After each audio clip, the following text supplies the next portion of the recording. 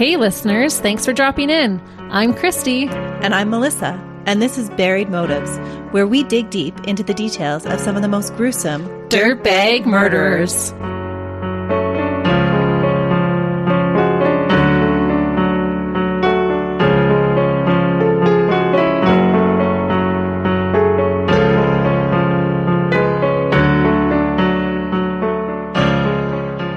Hey listeners. Welcome back to Buried Motives. Thanks for joining us. We are glad that you're here. We're always glad that you're here. We are. We're glad that we're here. And I'm hoping today you're ready to buckle up, because today we're going to dig into a case that's wild and tragic. Oh no. Yeah. Am I going to get riled? I get riled all the time. Who are we kidding? It's hard to guess the one that you're really going to get riled on. True. But we're going to talk today about a gang-related triple homicide that took place in 1994, orchestrated by a dirtbag that believed in living by the code of the street. Oh, wow. Yes. Okay, before you get into it, I do have a question. When you said 1994, when you hear other cases, do you think back to what was I doing in 1994? Yes. I do that all of the time. I wonder if our listeners do it too. Researching this case has been a deep, dark rabbit hole. I started with one crime and somehow ended up learning way too much about gang structures, criminal codes, and strangely enough, how I could possibly make a decent prison tattoo. Really? Yeah, I think I could do it, actually, after reading up on it. Do you want to practice on me? Oh, yeah. Okay. Listeners can put in a bid to decide what it is that you're going to tattoo on me. That would be amazing. Right? I would be so for that. Of course you would be. But I do have to say full disclosure about this case, because Christy and I, surprisingly, are not gang experts. No. Yeah, we probably couldn't even get a knowing nod from somebody in a back alley. But what we are is incredibly curious and maybe a little obsessive when it comes to untangling cases like this one. So consider that your official disclaimer. We're here to break down the facts, the motives, and the details of this crime, but not give anybody a crash course in how to run a thriving street enterprise. Right. We're not making any assumptions. But the dirtbag that we're going to talk about today, Marcus Dorwin Adams, he probably could teach you a course on that subject matter. He knew exactly what he was doing, and the events that unfolded before the 1994 triple homicide, during and after, proved just how deadly the world of organized crime can be. So grab your snacks, because this one is going to be a bumpy ride. Hey. Marcus Dorwin Adams' childhood was a storm of instability, violence, and survival. And I do question if he could end up any other way. From the moment Marcus was born in 1971, it would seem the odds were stacked against him. Marcus's mother, Pearl Thomas, had a troubled past of her own. She ran away from home at just 12 years old and was incarcerated at 15. She became a single mother at 17 with the birth of Marcus's older brother, Sonny.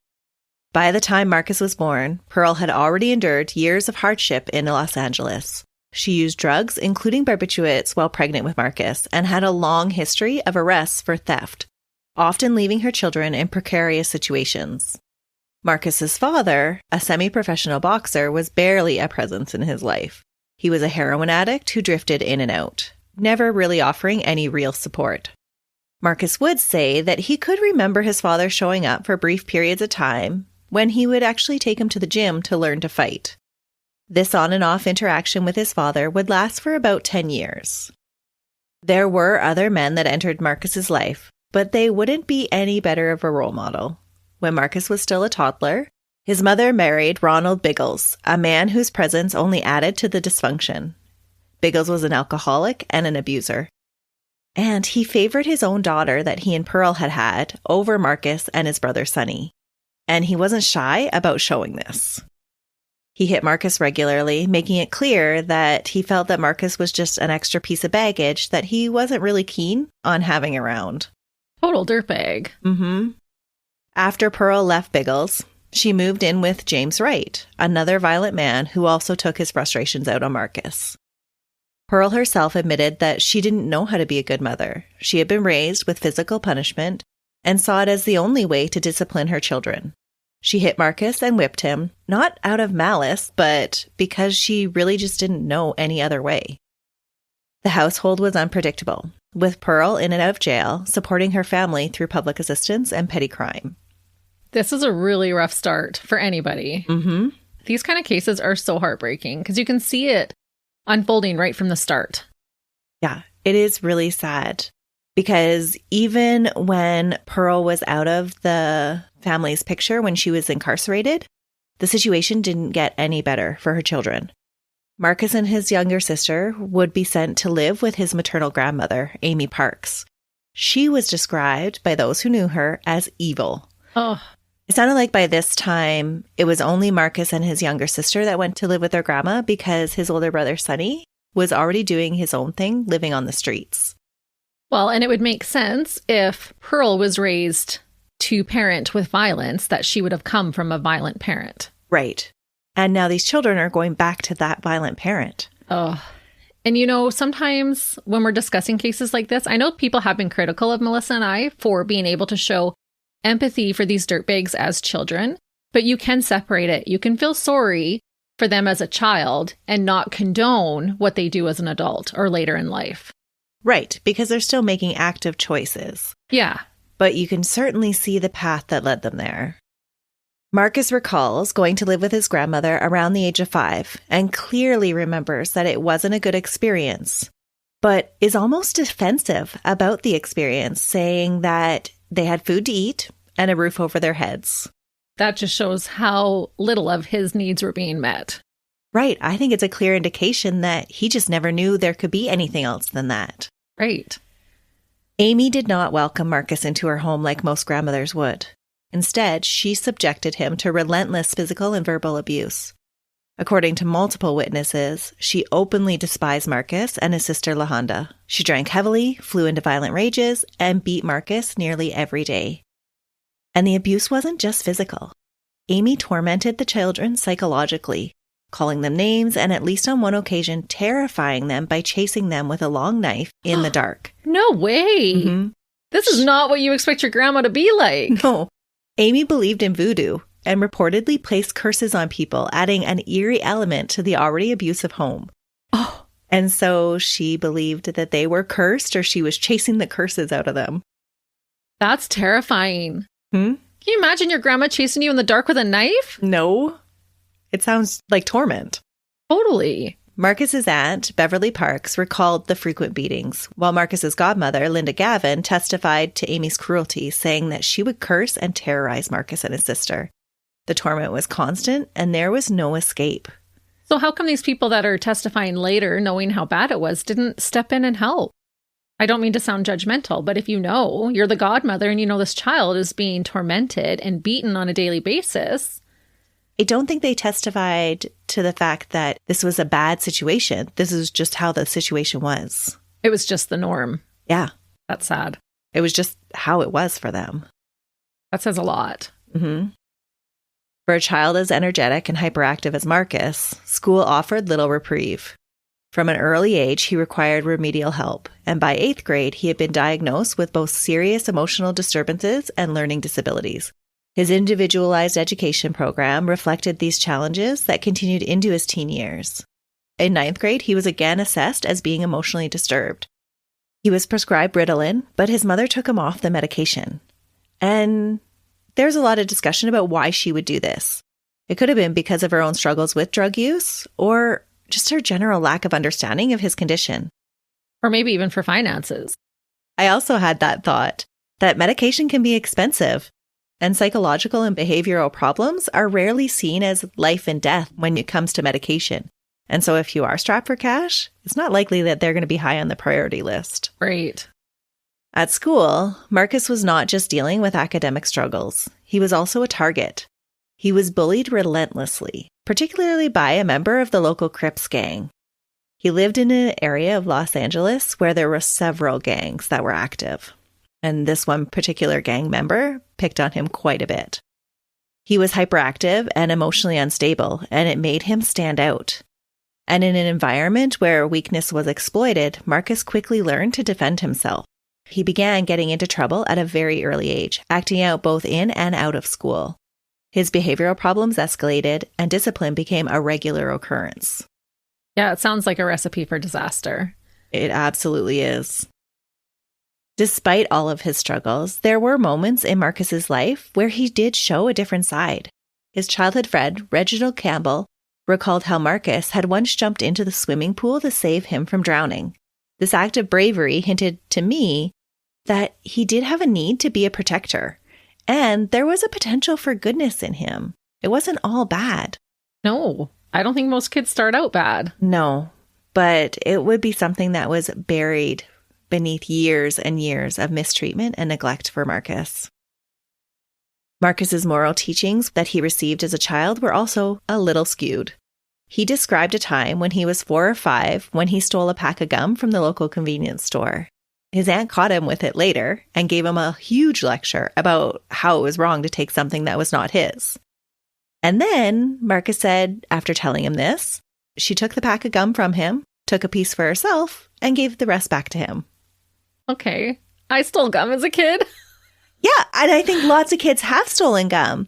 But I think most of us got walked back to the store to say sorry to the store owner and give the gum back. We didn't get to keep the reward. Well, I was already chewing it by then. Oh. We were in the backseat of the car and I was chewing it and I offered everybody else a piece and it was too late by then. Okay. It's okay, Mom. I didn't turn into a klepto. The way Marcus tells this, it really diluted the signals for him of what was right and what was wrong.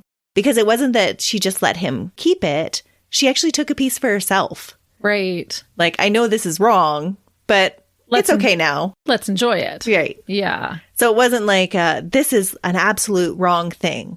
There was a lot of gray in Marcus's life when it came to right and wrong. Definitely. I do have to redeem my mother with another little story. Okay. My sister stole this little people figurine from the store. She'd put it in my mom's pocket because my mom had said no. And we didn't live in the city, so it was a bit of a drive to get there and back. Anyways, when my mom came home and found it in her pocket, my sister was all excited to play with it. My mom took that little figurine and put it in the china cabinet, and my sister could only look at it to be reminded she would not let her play with it. But it stood there as a reminder not to steal. Oh, that's so funny. Yeah, you don't give it to them. And Marcus got the pack of gum handed back to him. Like, here, all you have to do is endure this little slap on the wrist, and then you get to enjoy the fruits of your labor. Right. And I'm sure my mom took the gum away from me. I don't think I just got to enjoy it.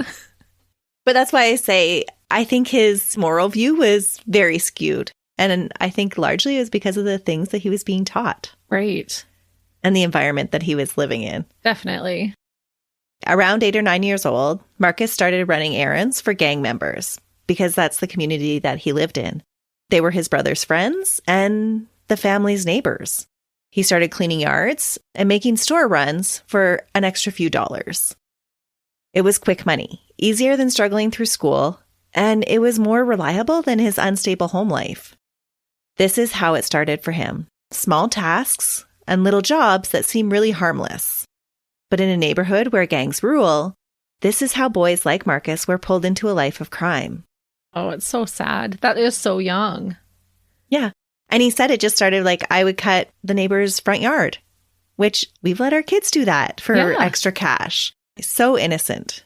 And he's probably getting some verbal affirmation from doing it. Good job, kid. Here, you want to do this? Making him feel like he's doing a good job because they're repeatedly asking him to do things. Right.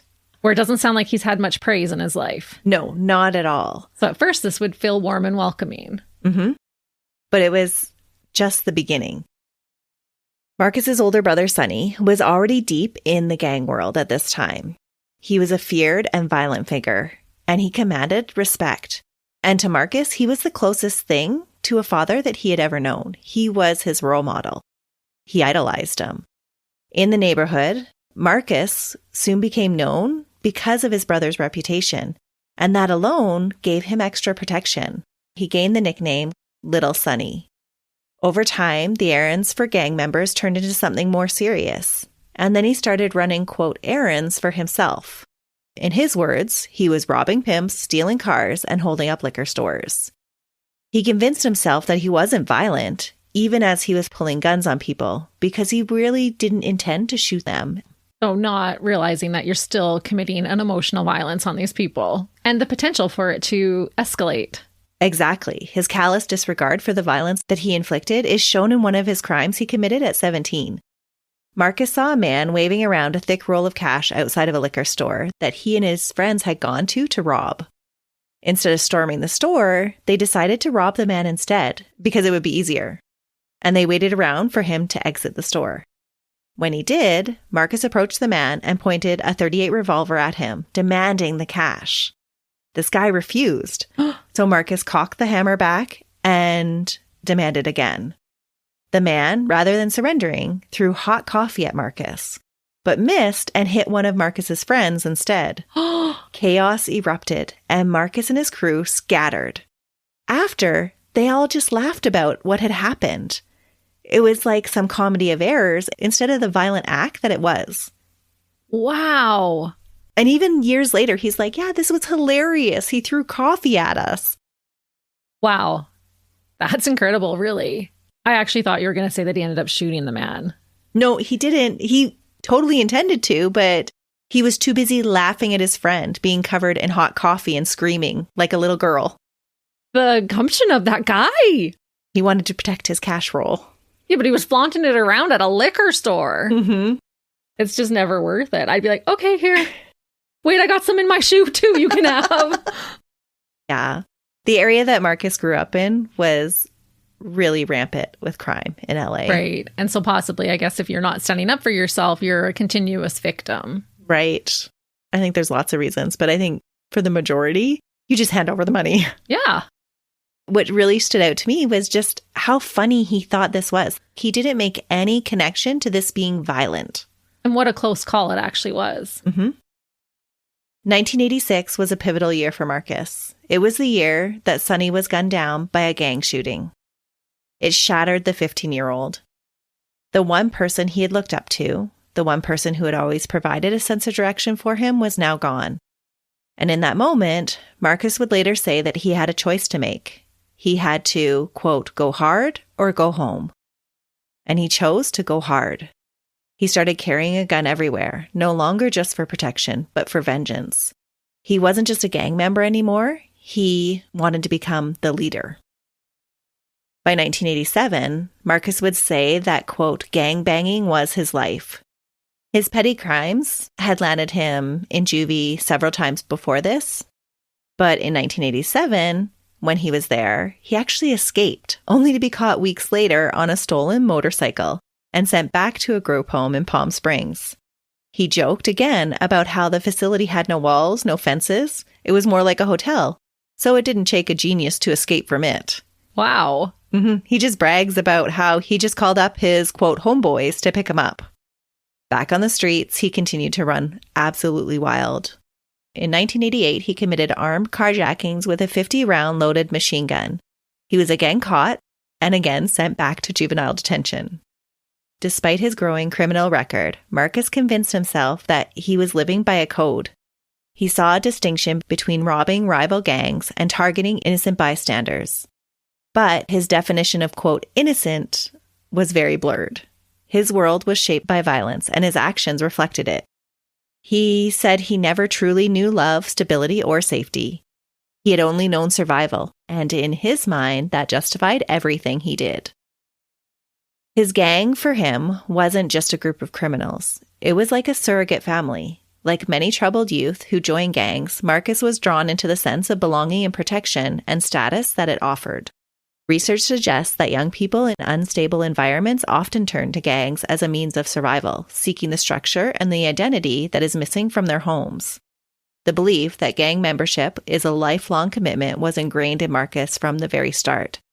The, quote, no way out mentality, the idea that leaving is a death sentence, kept many like him from ever trying to escape the lifestyle.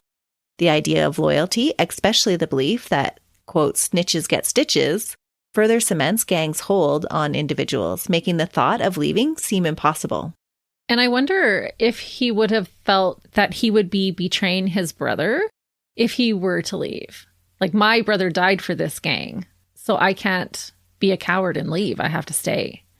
Oh, I'm sure that played into it, because lifelong loyalty is a commonly held belief among a variety of gangs. Definitely. Mm-hmm. But research actually shows that most gang members do eventually leave their gangs. Really? Yeah. According to the research in the National Institute of Justice, many gang members disengage within just a few years, particularly as they grow older and the consequences of their actions become more severe.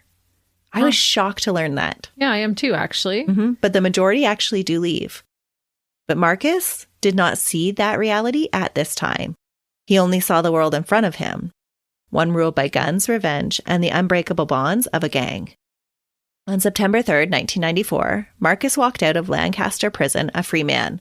His 16-month sentence for discharging a firearm with gross negligence had been served, so he had done his whole time, but he was determined to make up for lost time. Just days after his release, he would commit murder. So he learned nothing with being in jail any of those times? No, not at all. He just was on a revolving door, in and out. And I thought it really spoke to how many times he had been in before, because he actually served his whole 16-month sentence for it. That's true. He wasn't let out early. Which we see often. It just goes to show you how volatile he was considered. Well, he had a 50-round machine gun. In the triple homicide that he would commit, there are two versions of events that are told. One that the prosecution told during the trial, and one that Marcus would tell after his incarceration. Marcus's version of events is suspicious because it didn't come out until much, much later. He didn't use it as a defense during his trial. The reason he says he didn't tell the truth was because he was choosing to live by the street code about snitches. He believed that there was an honor system even among rival gangs. You don't tell cops your business. You just take care of yourself. Okay, well, I could see that. That is why Marcus says he never brought up his version of the truth or his motives to the police or tried using it as a defense. Well, and do you think he thought he'd be out quickly like he had all the other times? No, I don't think that plays into it. Okay.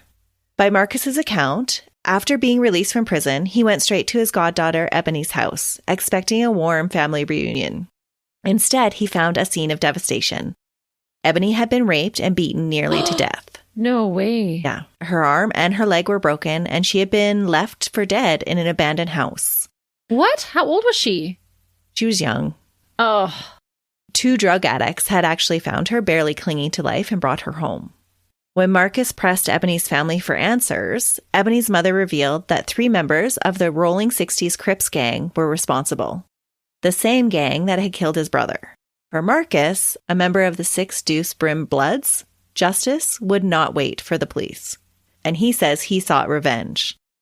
The prosecution would later claim that the plot for revenge was only because of Sonny's death and the long-standing rivalry that existed between the Rolling 60s Crips and the 6 Deuce Brim Bloods. So were they saying that his goddaughter wasn't raped?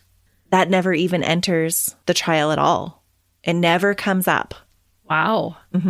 It's only years and years later that Marcus brings this up when he's interviewed while incarcerated, saying that this is the reason why he did it. It was the breaking point, at least. Yeah. And was anybody able to corroborate that? There was never police reports done of the rape or the beating, but he says there are medical records. Okay. And that there was a rape kit collected at the hospital, but there was never any investigation into it. Okay. Interesting. I feel like it's actually both that drove his need for revenge. Yeah. And maybe I'm being naive, but I tend to believe his story about this happening because it would make sense. You're coming home out of prison. This happens. And then you see red and all that trauma of your brother being killed by the same gang. That's the final blow. And it's a gang whose members bullied you as a child. Yes. So there's already huge hostilities there, for sure. But then there's other parts of Marcus's story that I'm like, that just seems like you're using a story to justify your actions. Right. The hostility between the Rolling 6 Crips and the 6 Deuce Brims in LA was a real thing. And it was rooted in a broader Crip versus Blood conflict, which ignited in the early 1970s when the Bloods formed as a coalition against the growing Crip gang influence. The rivalry between the two gangs ran incredibly deep and has claimed many, many lives. The Rolling 60s neighborhood Crips emerged in 1976 in Hyde Park as an offshoot of the West Side Crips, quickly expanding into one of the most influential Crip sects. Their presence stretched far beyond their original territory, and they played a pivotal role in shaping the structure of the Crip Alliance. Marcus's gang, the 6 Deuce Brim Bloods, originated as an independent street gang before aligning with the larger group, the Bloods, in the 1970s.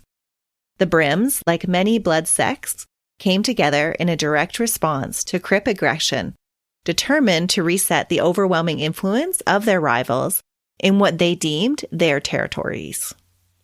The contrast between these two gangs is stark, evidenced in their symbolism, affiliations, and codes of conduct. The Rolling 60s Crips identify with the color blue, frequently using the letter C in their language. Their deliberate avoidance or altering words that contain the letter B shows just how much they don't like to be associated with the Bloods. Crips symbols include a six-pointed star, and they commonly sport Seattle Mariners or Chicago White Sox logos. Meanwhile, the six deuce brims, like all blood sects, are synonymous with the color red and incorporate CK, or Crip Killer, in their symbolism, in their identity. Their attire includes brim hats and red bandanas, and they often refer to each other using the Swahili-derived term damu, meaning blood or brother. Well, you can see why it would be very important to be able to identify who's a member of what gang, especially when there's so many gangs, like you said, rampant at that time in that area. Right. But despite all those differences, both gangs actually share common ground in their territorial nature, their involvement in criminal enterprises, and their use of coded language, graffiti, and other markers to establish dominance in their respective communities. So this rivalry had gone on for a long time between these gangs. They definitely didn't start with Marcus. They didn't end with Marcus, but Marcus was smack dab in all the middle of it. 4 days after being released from prison, on the afternoon of September 7th, Marcus spotted his targets outside of Ford's liquor store at the intersection of 47th Street and Western Avenue in Los Angeles, in an area known as Crips territory. The men, Dalen Hicks, Trevin Boyd, and Lamar Armstrong, were parked in a white Cadillac. The trio had just purchased beer and were chatting with Louis Dreyer, a member of the 46th Street Crips, and Xenia Meeks, a known drug addict. Louis was standing outside the car, leaning on the passenger side door, talking to Dalen in the driver's seat. Trevin was in the front passenger seat, and Lamar was in the back seat. That afternoon, around 1:45 p.m., Marcus approached the car of rival gang members dressed in neutral colors, trying to blend into enemy territory. Marcus was dressed in neutral colors. Yes. Okay. Which to me describes premeditation. Well, and he's also doing this in the broad daylight. It's the middle of the afternoon. Oh, yeah. He has no qualms about committing any crime and leaving witnesses. Wow. And there's a reason why. As Marcus approached, Louis recognized him immediately. He had known him as Little Sonny when they were both incarcerated in the California Youth Authority at Stark Youth Training School from 1992 to 1993. Ooh. He knew that Marcus was a member of the Bloods, even though he wasn't wearing his colors. And as he approached the car, Louis was just about to ask him what the heck he was doing there. What happened next is told differently by different people, but all agree it was swift and brutal. According to Louis, without warning, Marcus opened fire, unleashing a barrage of bullets into the Cadillac at close range. Louis instinctively dropped to the ground and crawled to the front of the car in a desperate bid to escape. As he got up, he saw Marcus leaning into the car, systematically shooting each of the men inside. So Louis was standing outside the car? Yeah, he was standing at the passenger door, kind of leaning in. Okay. Dalen Hicks was struck in the right temple, a bullet tearing through his upper right arm, likely in a last-ditch defensive move. Trevin Boyd was shot in the chest, his liver and heart fatally damaged.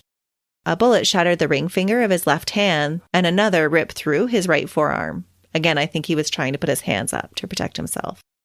Lamar Armstrong took shots to the arm and chest. His heart, liver, and left lung were injured. When the gunfire stopped, Marcus calmly turned away and then disappeared down 47th Street in a red four-door car. The aftermath of this was chaotic. Xenia, still in shock, sprinted to a nearby payphone because remember, she was standing there too. She dialed 911. But Louis actually didn't call the police at all. He knew the code of the streets. Snitches don't survive. Instead, he ran to a different payphone and called Dalen's uncle, telling him that Marcus had just shot 3 Crips. Oh my goodness. And how terrifying for those 3 boys inside the car. You would be a sitting duck, nowhere to run. Mm-hmm. Nowhere to go. By the time you realized it, it would be too late, but that would be absolute terror. In those last moments? Yes. Yeah. Dalen died instantly in the driver's seat. When police arrived and opened the door, his lifeless body slumped out of the car. Ugh. Trevin, clutching his right side, staggered into the Ford's liquor store before collapsing behind a potato chip rack. People in the store tried to help him as they waited for an ambulance, but help would come too late. Lamar managed to exit the Cadillac and tried to run away as police raced to the scene. But he only made it to the corner before crumpling onto the pavement. He was rushed to the hospital, but doctors couldn't save him. All 3 men died that day. That's terrible.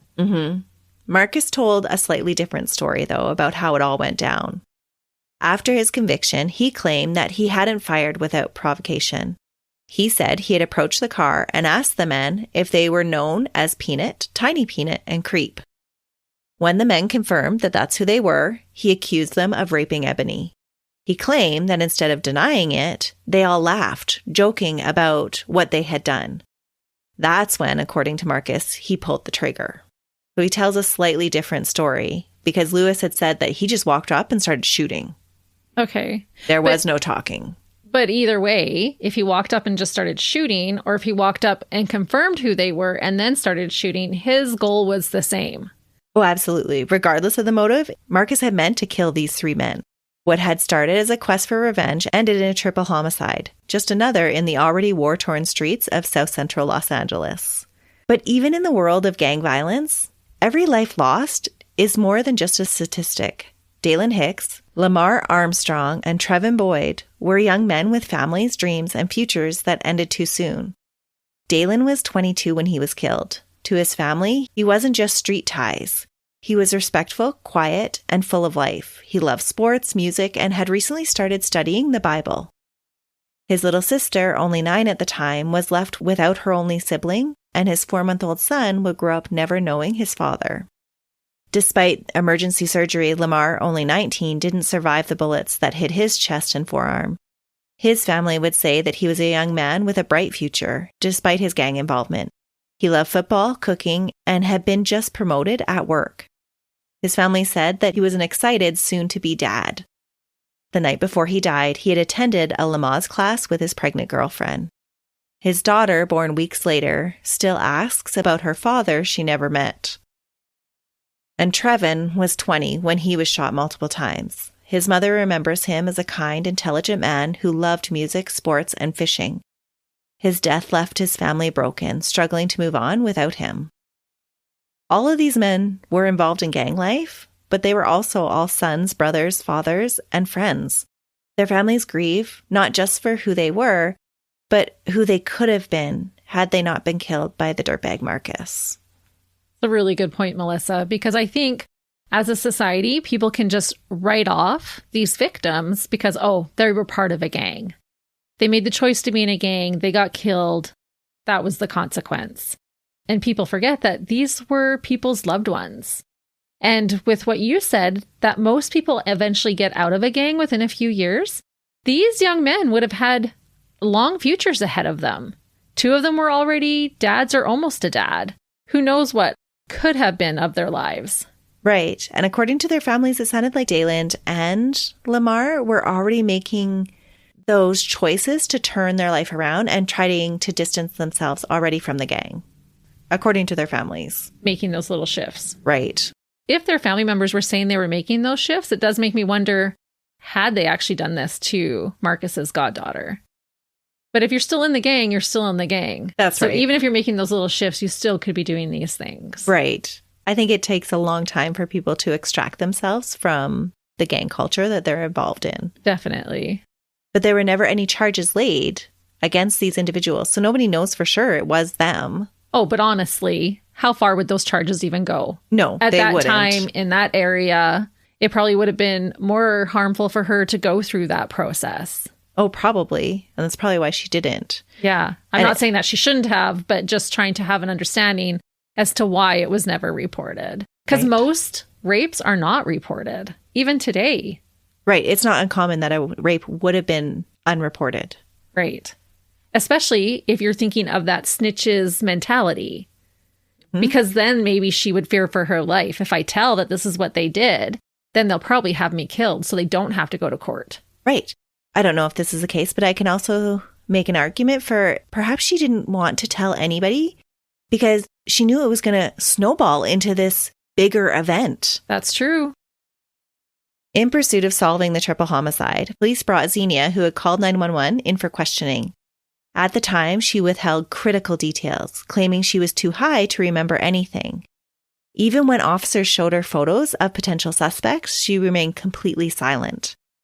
She actually remembered everything, but fear gripped her. She knew that identifying Marcus could put her and her family in danger.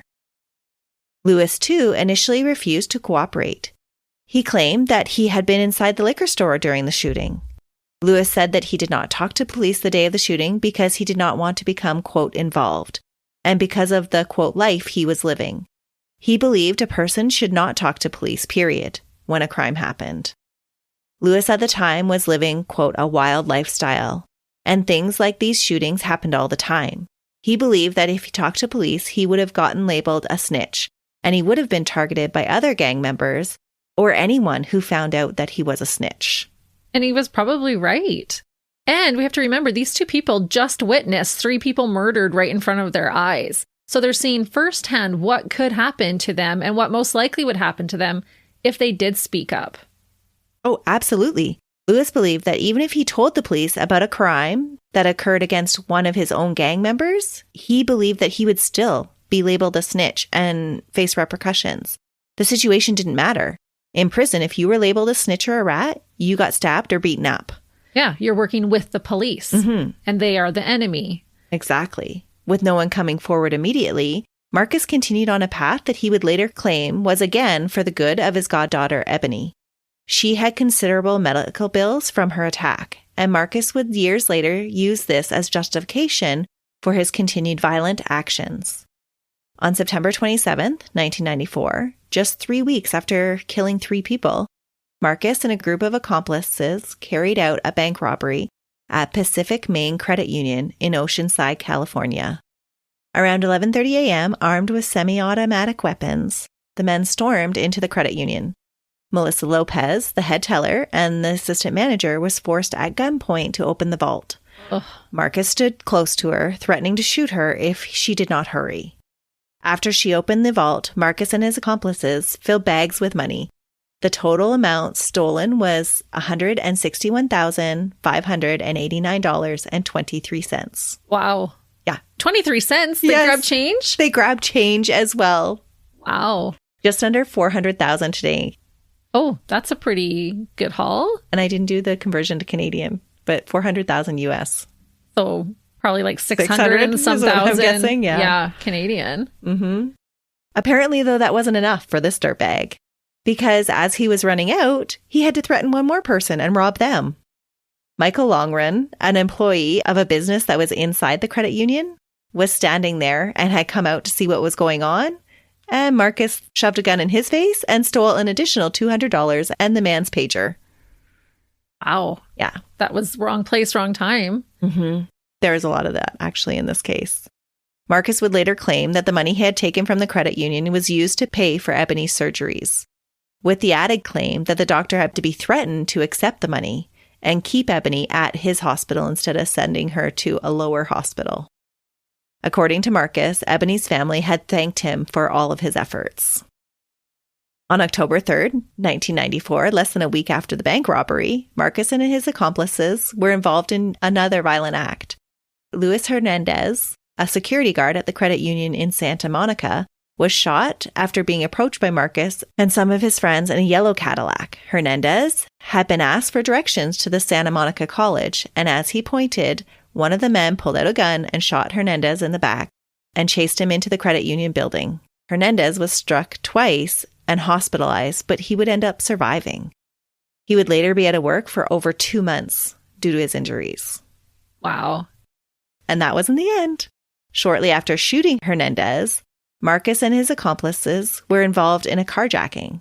Around 11:15 a.m., a woman that was parked outside of a friend's home was approached by Marcus. He threatened her at gunpoint, dragged her out of the car, and stole the vehicle. In each of these crimes, Marcus left behind witnesses because he was overly confident that no one would snitch on him. Yeah, he felt untouchable. Mm-hmm. And he's not just targeting his rival gangs. These are innocent people that he's now terrorizing. Yes, he's moved on to bank robbery and he likes the money. Yeah. But it wasn't exactly true that he wouldn't get caught. By October 7, 1994, law enforcement had gathered enough evidence and witness statements to arrest Marcus for his involvement in the robbery, the carjackings, and the 4 shootings, 3 murders, and the attempted murder. One of the witnesses was Louis Dreyer. He had finally told police what went down on September 7th. Weeks after the shooting, after being pressured from Dalen's uncle and other grieving family members, Louis broke when questioned by police again and identified Marcus in a photo lineup. But Louis's original fears about retaliation from Marcus weren't just something that he had made up to get out of telling the truth. Oh, no. Yeah. Marcus knew ways of making people fear him. He knew exactly how to use that fear to his advantage. His reputation for intimidation wasn't just a rumor. It was a weapon that kept witnesses silent. After sharing what information he had with the police in a separate incident in February of 1995, Louis actually was locked up in the Los Angeles County Jail for a parole violation. He was taken to the same jail where Marcus was being held. Oh, no. Why would they do that? I don't know.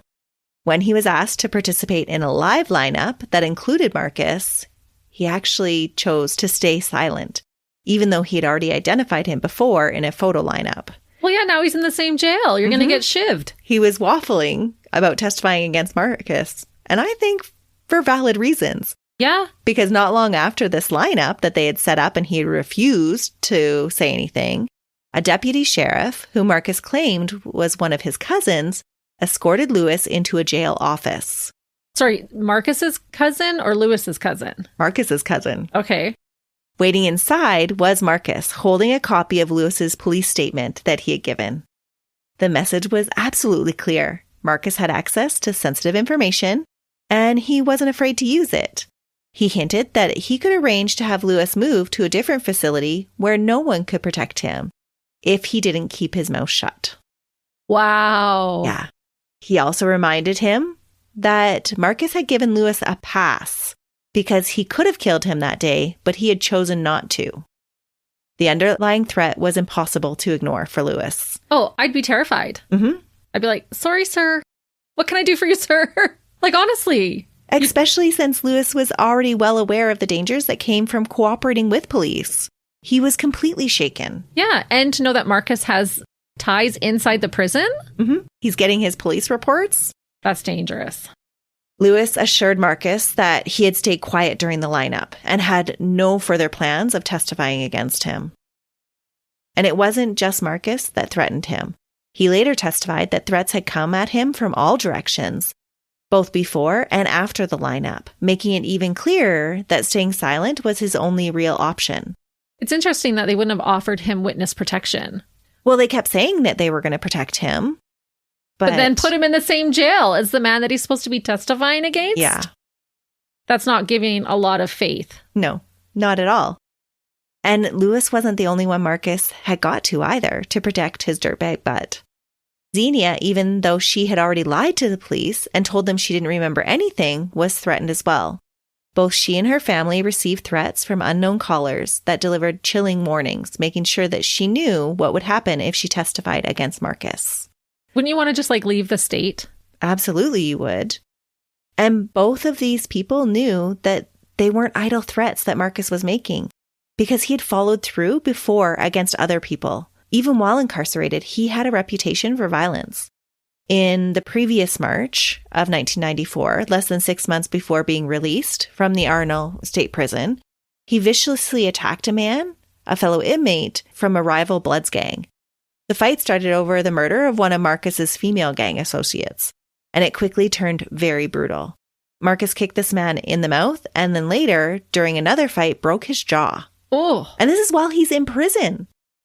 Yeah, so imagine when he has free reign and all his associates with him. Mm-hmm. Marcus was definitely not above using violence to get things to turn out the way he wanted them to.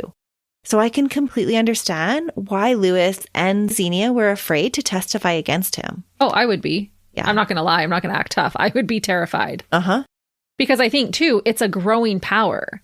The more you're being feared, the more power you feel, and then the more you have to try and instill that fear. You have to live up to this reputation. Right. And it just reinforces that snitches get stitches. and then further cements that nobody should talk, right? Right. And that I'm untouchable. You better not cross me or you're going to pay for it. Yes. Without any witnesses willing to speak up, the case against him fell apart completely. On June 22nd, 1995, the charges were dropped and he walked free. Oh, wow. I wasn't expecting that. Completely free. It was an action that would lead to several more violent acts and more death. Fresh out of custody for the previous offenses, Marcus wasted no time reasserting his dominance in the gang world, which I think he would, just like you said, he would be more emboldened to do because he had just gotten away with this. Yeah, I just committed a triple homicide and look at me now. The police know I did it, but I just walked out of jail, a free man, because they can't touch me. Ooh, dangerous. In October of 1995, Greg Minor, a known drug dealer and a gang member, stood outside of his home when Marcus and two associates approached. With chilling precision, Marcus stepped forward, brandishing a firearm, and declared Minor to be, quote, Ray Ray, a rival gang member. Without hesitation, he opened fire. Bullets tore into Minor's arm and leg before he managed to seek cover. As the gunmen continued their assault, rounds punched through the walls in Minor's home, narrowly missing his sisters and nieces inside. Law enforcement responded swiftly, and within minutes, a Los Angeles County patrol unit was flagged down by eyewitnesses. Deputies intercepted Marcus's Cadillac. A search of the vehicle uncovered 2 handguns, later confirmed to have been used in that shooting. Marcus's hands tested positive for gunshot residue, sealing his role as one of the shooters. Once again, Marcus used intimidation tactics on witnesses. Minor and his wife, Sadia, received anonymous threats meant to dissuade them from testifying against him. Phone calls warned Sadia about her workplace and her daughter's school, igniting fear within this family. But hopefully it sounds like they have enough physical evidence in this one. They have the attempted murder weapon and gunshot residue. Right. And the intimidation tactics didn't exactly work out the way Marcus thought they would, because Sadia ultimately would identify Marcus in court. Ooh. Wow, brave woman. And you might be thinking, finally. But hold that thought. Oh. Due to various legal maneuvers, Marcus was released on parole on July 15th, 1997. What? Again, a decision that would prove disastrous. Why? I do not understand this when this happens. This does rile me when this type of thing happens. When we have an attempted murder, you're pretty sure he committed this triple homicide and he got off. And now you're just going to give him parole? Yeah, it doesn't make any sense at all. So is there corruption higher up that he's getting this treatment? Well, we know for sure he had connections in the jail. I don't know if he had connections on the judge's bench or anything like that. But barely a month after regaining his freedom for the umpteenth time, Marcus would again participate in another armed robbery and murder.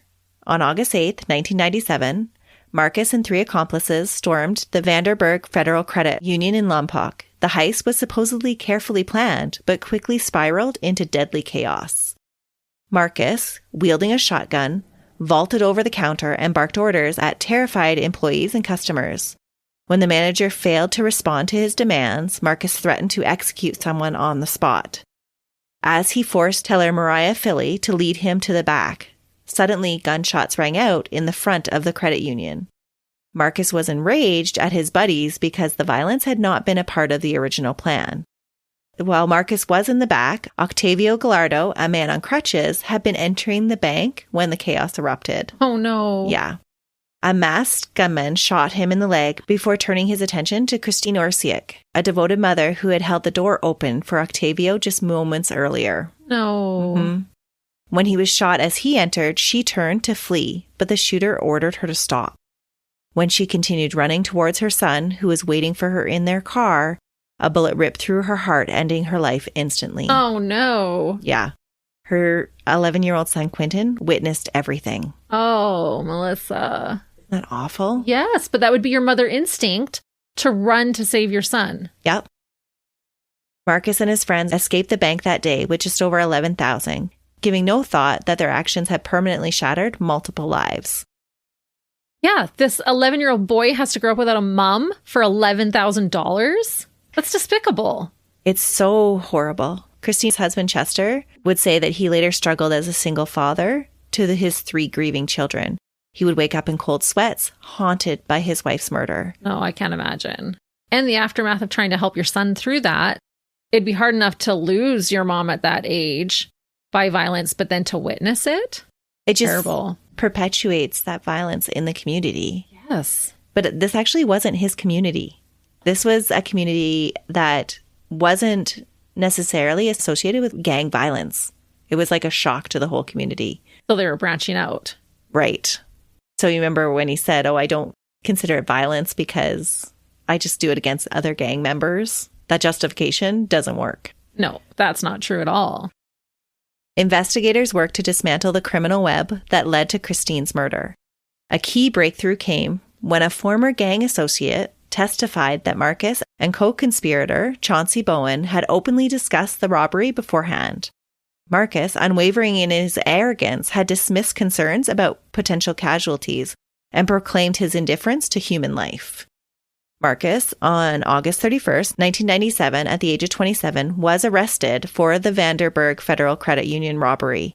According to the police report, he was allegedly attempting to shoplift a 45-cent ice cream bar at the time. Oh, when he was arrested. Mm-hmm. He'd just stolen, over $200,000, but he had to steal the 45-cent ice cream bar. Well, yeah, it was like a pack of gum. Yeah. Once they were all arrested, Marcus and his co-conspirators, Derek Owens, 19, Gregory Mitchell, 18, and Chauncey Lamont Bowen, 24, all began to turn. During the interrogations, while being held in the Santa Barbara County Jail, Marcus admitted to being present at the robbery, but sought to distance himself from the actual murder. He's like, I didn't do it. I was in the back room. Yeah. But the ever-defiant dirtbag wasn't willing to go down without a fight. On a morning in mid-March 1998, he and two fellow inmates hatched a desperate escape plan. Exploiting a moment of lax security, they slipped out through the jail's exercise yard and began their run for freedom. I am always so fascinated about jailbreaks.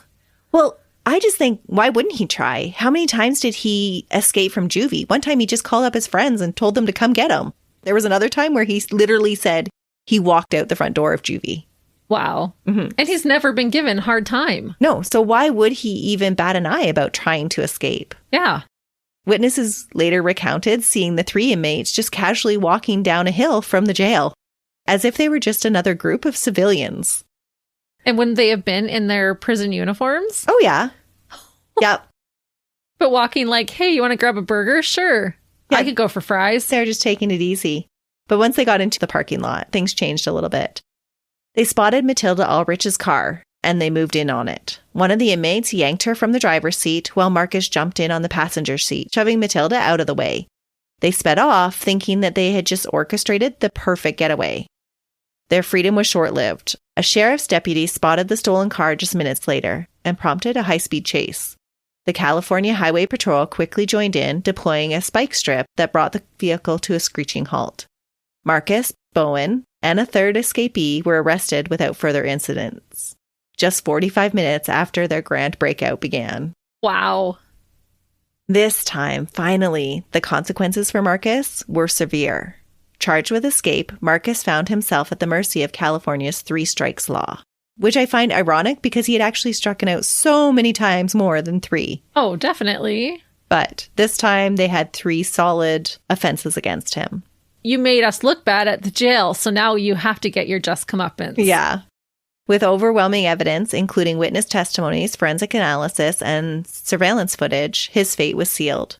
Marcus and his co-conspirators were convicted of multiple charges, including armed robbery, conspiracy, and the first-degree murder of Christine.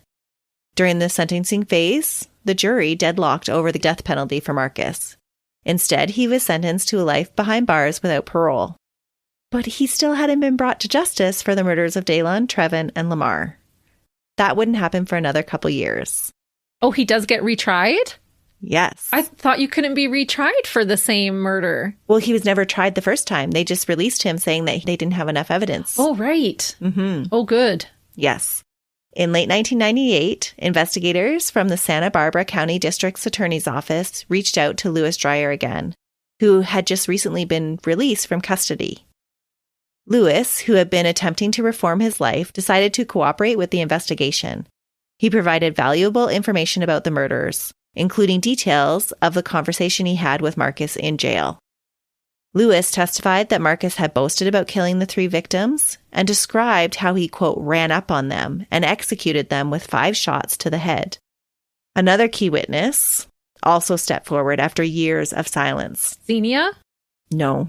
She does end up testifying after, but there was another witness that came forward.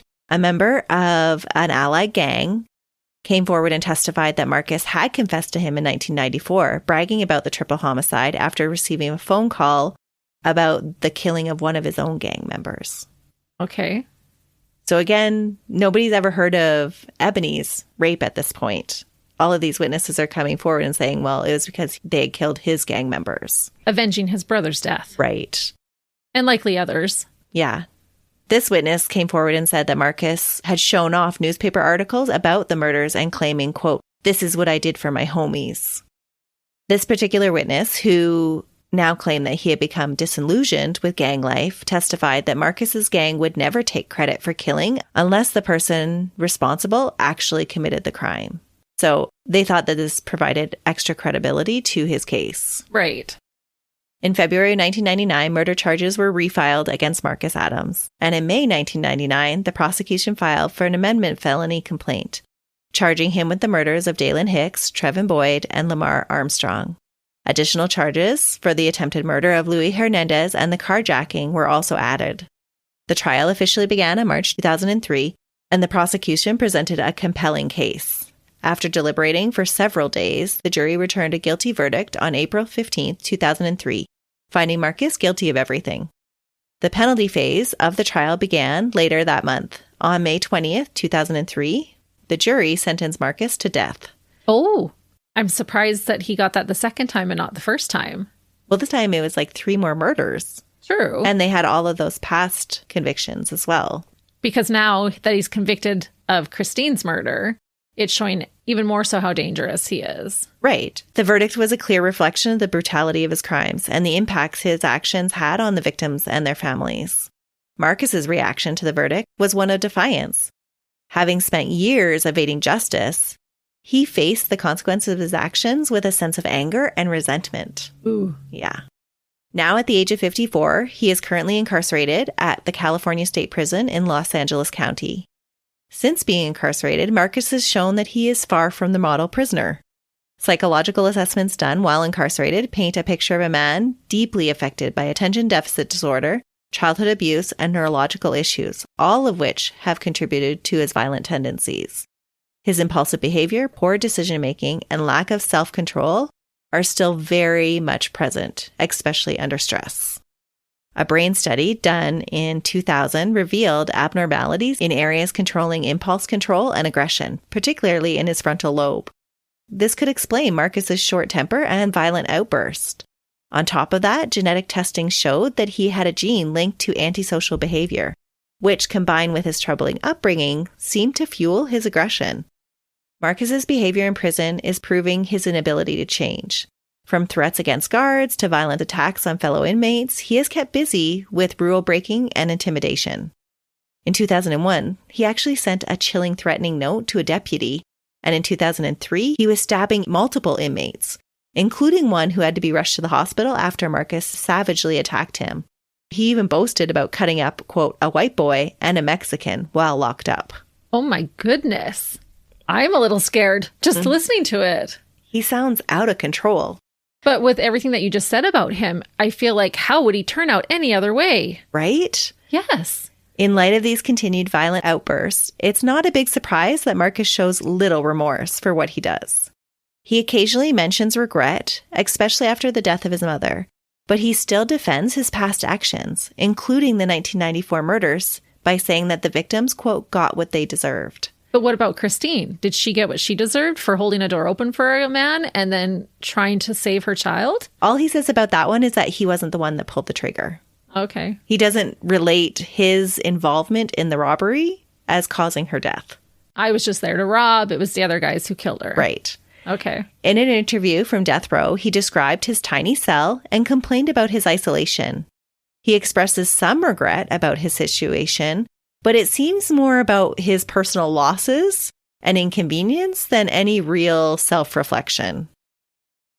And that is the case of the impulsive and reprehensible dirtbag, Marcus Dorwin Adams, a man searching for control in violent ways with little chance of ever overcoming his past to change. Wow.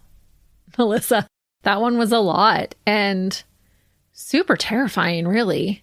Mm-hmm. That amount of violence can be perpetrated by one individual. Right. But that is what he lived. That is what he learned. He was taught that right from the beginning. Yeah. And you can see how that gang culture can lead into just that perpetuation of violence. Right. And just really feeling, in my perspective, of being in a world of your own where the rules don't apply, the police don't apply. This is our area of land and this is how we're going to run it. Right. I think it all kind of boils down to his need for control and how much control he lacked as a little boy. And now how much control he needs to feel powerful, to feel strong. Yeah. It's not an excuse, but it does give us an understanding. And that's why we do this. We try to dig deep into the backgrounds and the motives. And we will be back again next week with another case where we'll do the same. Until then, see ya. Bye.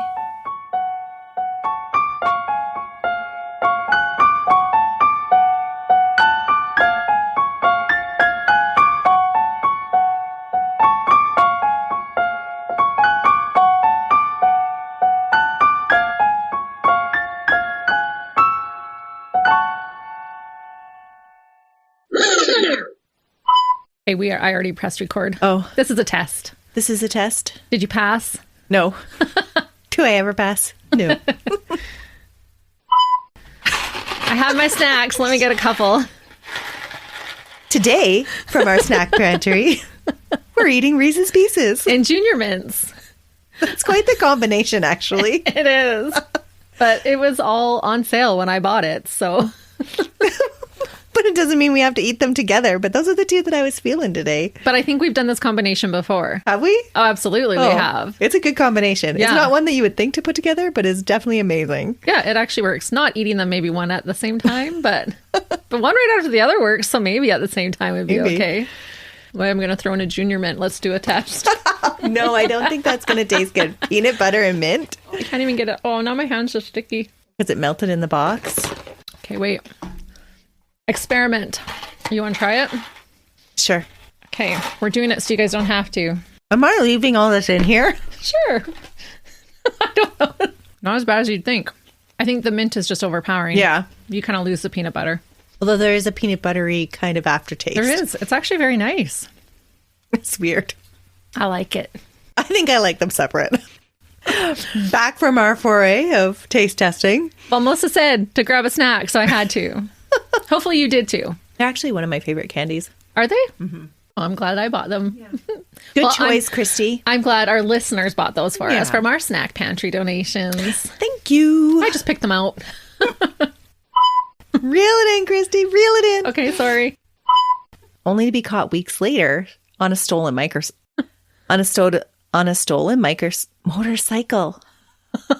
Microcycle. A microcycle. With a 50-round loaded a machine gun motor. A motorcycle? Now you got motorcycle. Yeah, now I've got motorcycle in my brain.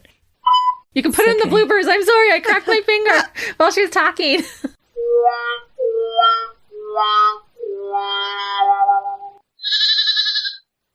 Another Sound Off Media Company podcast.